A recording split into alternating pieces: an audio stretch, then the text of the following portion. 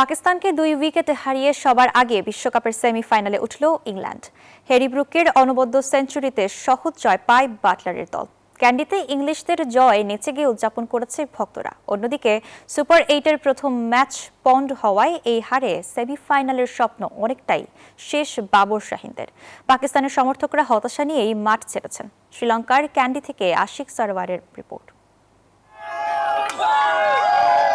পাকিস্তানকে হারিয়ে বিশ্বকাপে সবার আগে সেমিফাইনাল নিশ্চিত করেছে ইংল্যান্ড। ম্যাচ শেষে নেচে গেয়ে উদযাপন ইংলিশ সমর্থকদের। ইংল্যান্ডের জয়ে সবথেকে বড় অবদান রেখেছেন হ্যারি ব্রুক।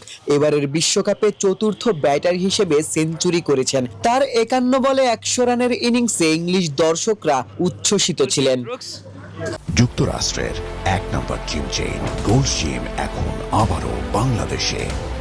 বসুন্ধরা আবাসিক এলাকা ও বসুন্ধরা সিটি শপিং মলে। I think I said before, Harry Brook he needed an innings and he had an innings of a lifetime. I'm very happy England won. I said England were going to win, didn't I? So I'm very happy that England won.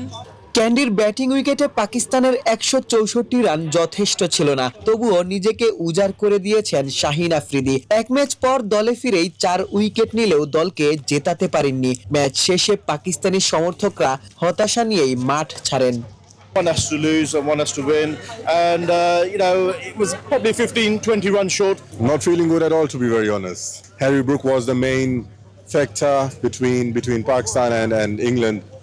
বিশ্বকাপে হাজারো ভক্ত আবারও ভারত পাকিস্তান লড়াই দেখার অপেক্ষায় থাকলেও দুই দলেরই সেমিফাইনালে কোয়ালিফাই করা এই মুহূর্তে অনেকটাই অনিশ্চিত। সুপার 8 থেকে প্রথম দল হিসেবে সেমিফাইনাল নিশ্চিত করলো ইংল্যান্ড। পাকিস্তানের সেমিফাইনাল ভাগ্য সুতোয় ঝুলে রইল। শেষ ম্যাচে শ্রীলঙ্কাকে হারাতেই হবে। অন্যদিকে ভাগ্যের প্রতিও নজর রাখতে হবে।